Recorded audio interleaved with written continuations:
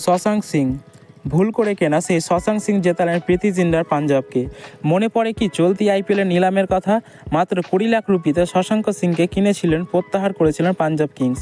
তারা কিনেছিল কিন্তু তারা প্রত্যাহারও করেছিল।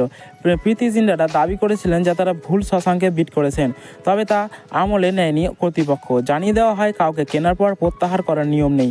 পরবর্তীতে তোপের মুখে পড়ে পাঞ্জাব কিংস তাদের সোশ্যাল হ্যান্ডেলে ব্যাখ্যা করে জানিয়েছেন যে ভুল নয়, সঠিক শশাঙ্ককেই কিনেছে তারা। পাঞ্জাবের সেই বিবৃতি কতটা সত্যি ছিল তা জানি না। সত্যি কি মন থেকে শশাঙ্ক সিংকে কিনেছিল কিনা তাও বলতে পারি না। তবে আজকের ম্যাচের পর এই শশাঙ্ক সিংকে নিয়ে প্রীতি জিন্দাদের আর কোনো সংশয় থাকার কথা। গুজরাট ভার্সেস পাঞ্জাব ম্যাচে প্রথমে গুজরাট ব্যাট করেছিল, 199 রান করেছিল 4 উইকেটে 20 ওভারে। আর তারপরে 200 রান চেস করতে আসে পাঞ্জাব সুপার কিংস।